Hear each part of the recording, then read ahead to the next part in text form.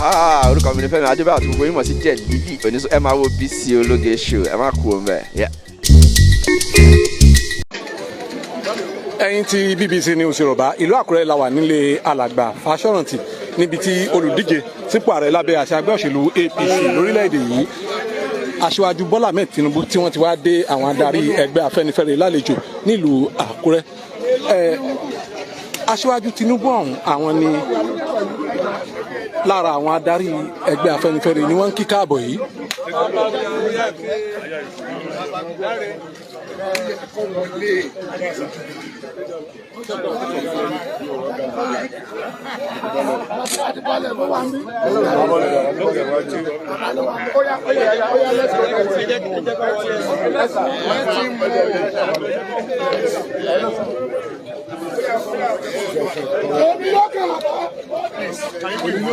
Báṣọ̀run Sẹ̀yìndé Arógbọ́fà ni wọ́n kó àwọn adarí ẹgbẹ́ òṣèlú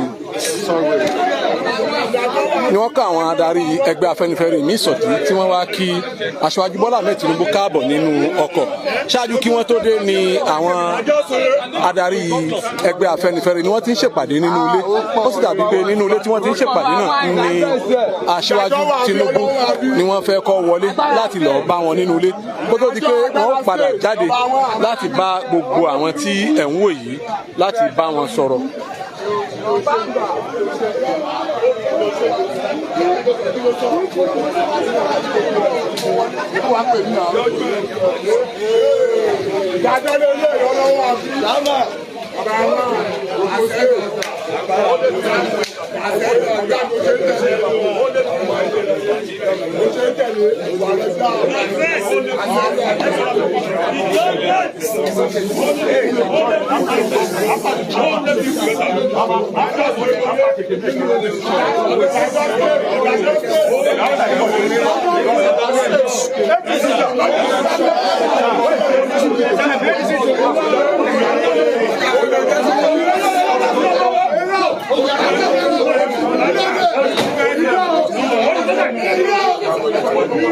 Lẹ́yìn tí Asiwaju Tinubu àti àwọn kan tí wọ́n ti wọlé sínú yàrá tí àwọn adarí ẹgbẹ́ Afẹ́nifẹ́re tí wọ́n ti ń ṣèpàdé kó tó di pé wọ́n dé náà ni ẹ̀rí tí wọ́n ti tilẹ̀kùn ohun tí wọ́n fẹ́ sọ ni a nígbàgbọ́ pé yóò dálé orí ìdí tí Afẹ́nifẹ́re tí wọ́n fi gbọ́dọ̀ ṣe àtìlẹ́yìn fún Asiwaju Tinubu. Àmọ́ lára ìkéde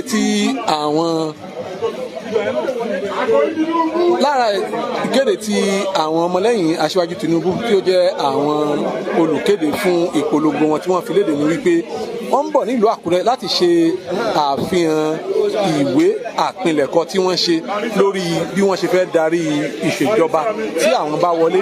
Ìwé yìí ni ó ní ojú ewé 100 tí wọ́n sì ní ìwé yìí ni wọ́n fẹ́ sọ ohun tí ó wà nínú rẹ̀ fún gbogbo àwọn tí wọ́n wà nínú ilé tí ó jẹ́ àwọn adarí ẹgbẹ́ Afẹ́nifẹ́re lójúnà àti rí kí wọ́n rí ìdí tí wọ́n yóò fi ṣe àtìlẹ́yìn fún Asiwaju Bola Tinubu. Ọ̀pọ̀ àwọn adarí ẹgbẹ́ òṣèlú APC jákèjádò ilẹ̀ Yorùbá náà ni wọ́n wà níbí láti ẹ̀kan tí wọ́n ti ń dé. Lára wọn náà ni àwọn tí ẹ̀ ń wò yìí.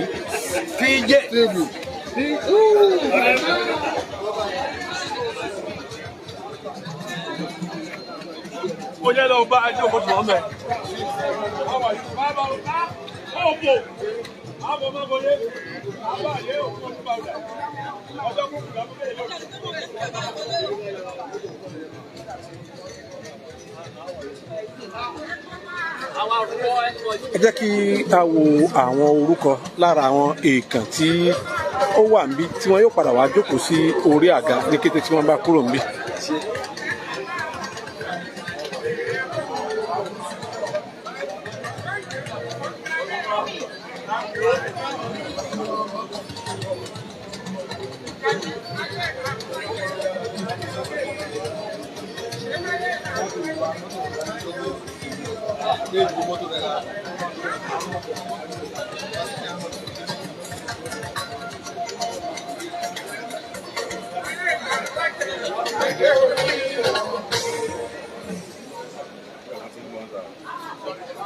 Okay, oh, sorry.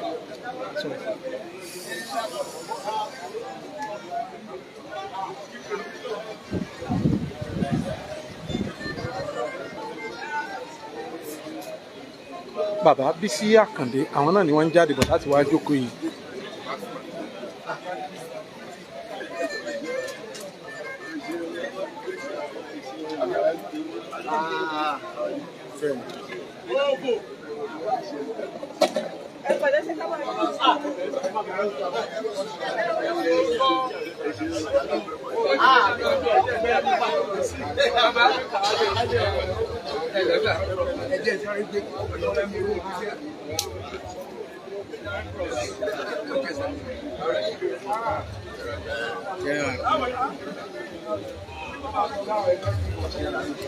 Bákan náà ni olóyè Olúfàlàyé tí wọ́n fi ìgbà kan rí jẹ́ akọ̀wé ìjọba àpapọ̀ ilẹ̀ yìí àwọn náà ni wọ́n ṣẹ̀ṣẹ̀ dé tí àwọn náà fẹ́ jókòó.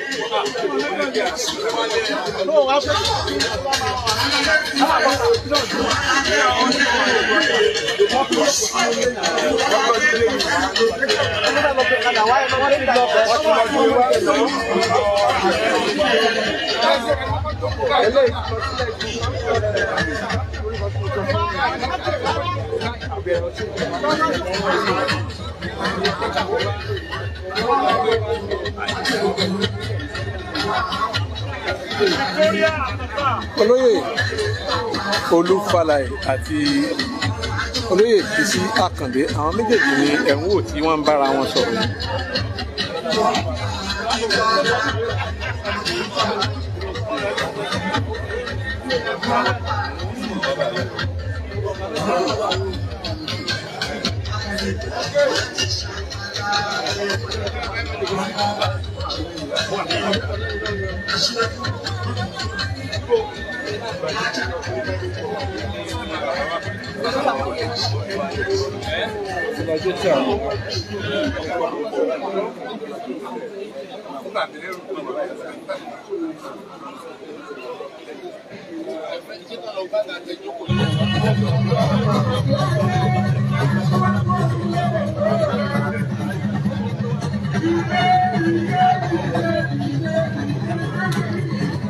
Ká wojú díẹ̀ lára àwọn èèkàn tí wọ́n tún wà níbí kó tó di pé a dánu dúró ná tá a fi wo ohun tí wọ́n ó padà ṣe lẹ́yìn tí Aṣíwájú Tinubu tí wọ́n bá jáde láti inú ilé tí wọ́n ti ń bá bàbá Reuben Fasoranti sọ̀rọ̀.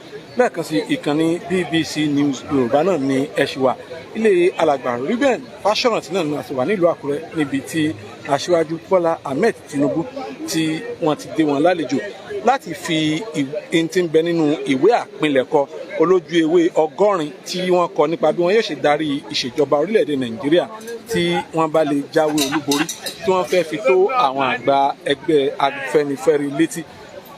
Ìkànnì BBC News Yorùbá náà ńlá ṣe wà níbí ní kòpẹ́kòpẹ́ á dánu dúró tá a fi dúró di ìgbà tí wọ́n bá jáde láti ìpàdé ìta kọ́ńkọ́ tí wọ́n ṣe nínú ilé ká tún tó máa fi padà tó yín létí ohun tí ó bá tún ṣẹlẹ̀ níbí.